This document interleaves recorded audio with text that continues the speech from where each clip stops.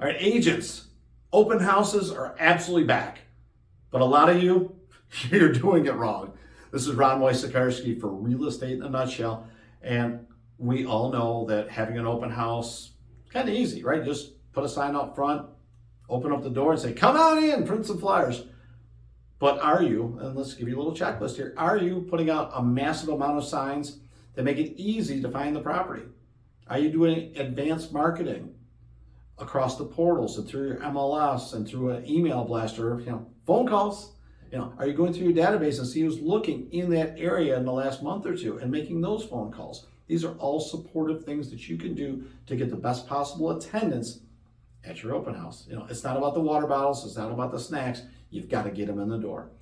Is your marketing visually attractive in the first one or two swipes? It's compelling enough to get them off the couch and out to the property. That's another thing that you want to think of. Now, for an agent at an open house, we're supposed to know that less than 1% of the people that walk in the door are likely to make an offer, let alone buy the house. So we need to think about how we leverage this opportunity.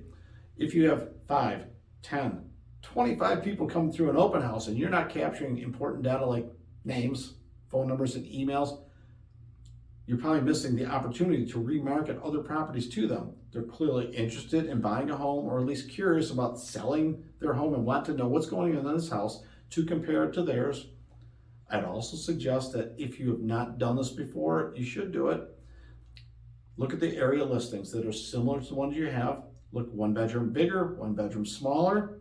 That way you're armed with data. Then when they come in, it's not about the sales price, it's about your opportunity to help them find a home, which is what they want to do. It's why they're coming to the open house. If you're really strategic, you would look at 4, 5, 6 properties, Thursday, Friday, leading up to your weekend open house. You would get inside of them, you would know everything there is to know about it, and you would find out from the agent if it was available to show, let's say like the hour after your open house. Then you can say, "Listen, I realize this house is a little too small for you. There's one right down the street. I was just in it the other day. I would love to show it to you." "Oh, wait, it's too big?" There's a smaller one down the street that might be just what you're looking for. It's 2 minutes away. Would you like to see it? See, these are the winning strategies that the smart open house agent is winning with, not just this market, within every market there's ever been. You have to leverage every single opportunity for your open house.